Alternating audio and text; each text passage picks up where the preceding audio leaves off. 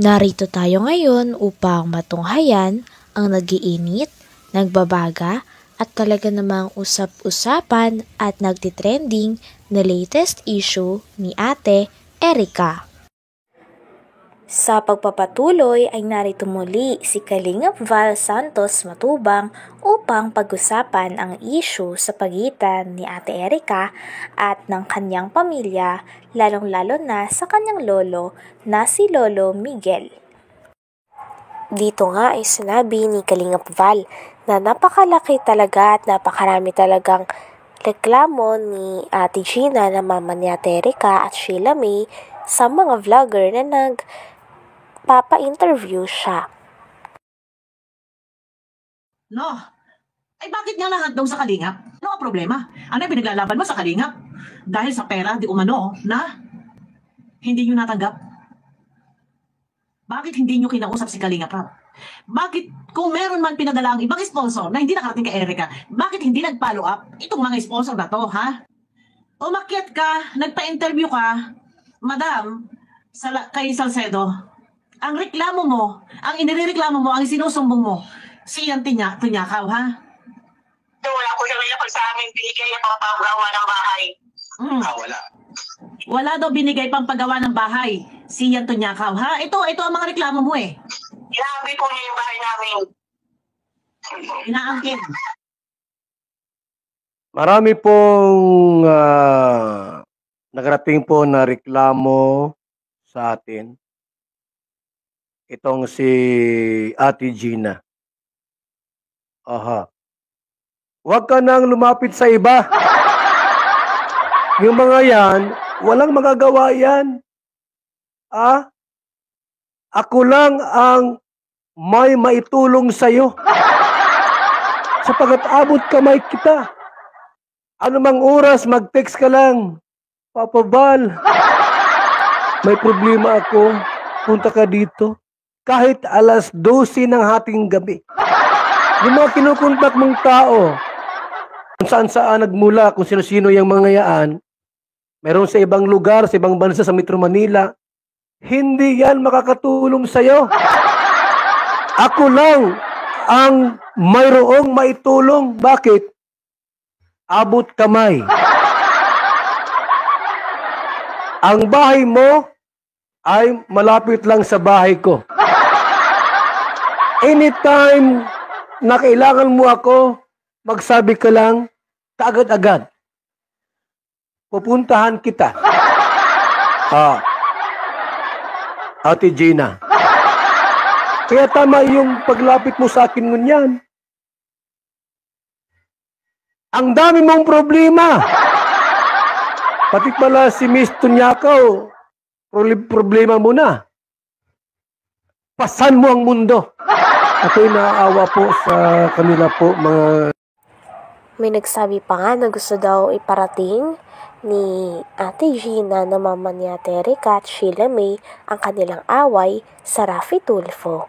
Sabi naman ni Kalingap Val ay hindi na daw yun kailangan sapagkat si Kalingap Val lang daw ang tanging makakatulong sa kanila.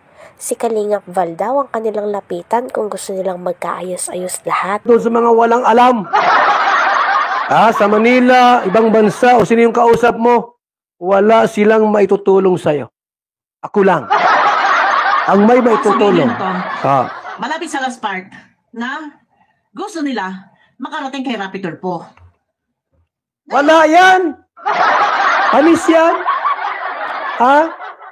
Ako lang ang makatulong sa'yo dito. Bakit? Abot kamay, di kita. Anong sunod mo? Di kita iiwanan. Ate Gina. Wala kang gastos dito.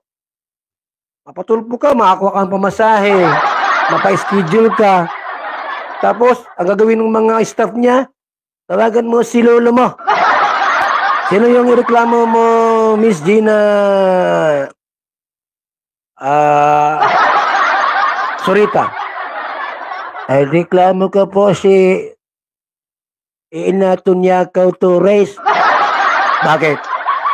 Ba't mo nireklamo yung babae? Hindi kami pinagawa ng bahay.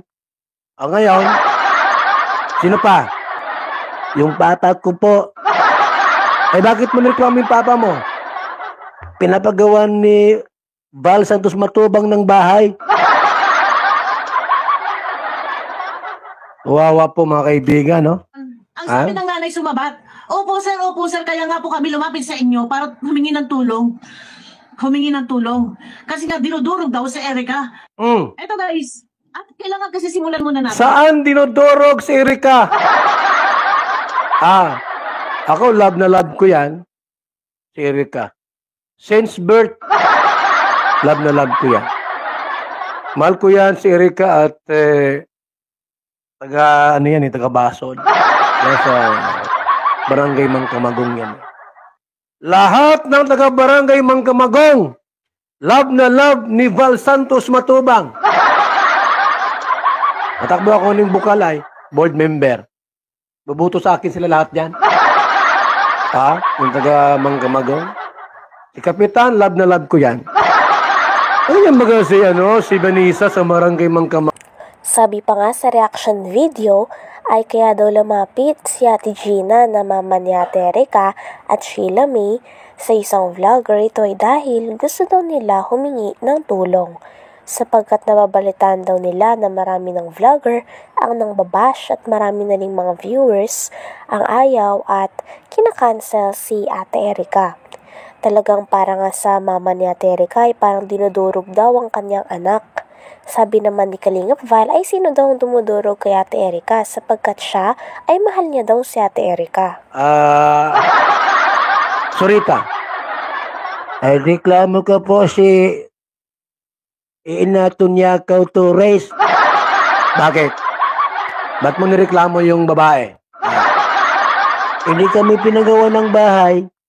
O ngayon, sino pa? Yung papa ko po. Eh bakit mo nireklamo yung papa mo? Pinapagawa ni Val Santos Matubang ng bahay. Wawa po mga kaibigan, no? Ang sabi ng nanay sumabat, opo sir, kaya nga po kami lumapit sa inyo para humingi ng tulong. Humingi ng tulong. Kasi nga dinudurog daw si Erica. Eto guys, at kailangan kasi simulan muna natin. Saan dinodorog si Erica? Ako love na love ko yan. Si Erica. Since birth, love na love ko yan. Mahal ko yan si Erica at taga Basod. Sa Barangay Mangkamagong yan. Lahat ng taga Barangay Mangkamagong, love na love ni Val Santos Matubang. Matakbo ako ng Bukalay, board member. Bubuto sa akin sila lahat yan. Yung taga Mangkamagong. Si Kapitan, love na love ko yan.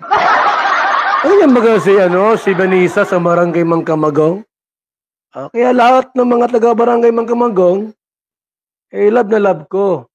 Lalo na si Erica at saka si Gina. Para malinaw. Kasi hindi tayo pwedeng dumiretso na.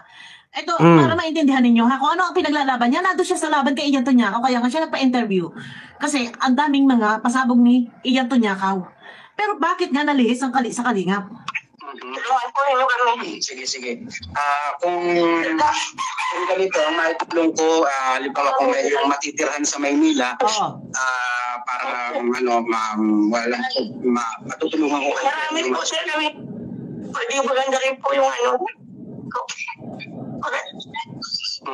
Medyo chapi-chapi. Ang sabi nga ni Joel ay matutulungan. Sige. Ano ba yung gusto niya sabihin? Ako ang tutulong sa inyo. Walang iba. Hanggang dito na lamang muna ang ating nag-iinit, nagbabaga, pinag-uusapan at talaga namang nagtitrending na latest issue ni Ate Erica. Maraming salamat sa inyong panunood. Hanggang sa muli. Bye!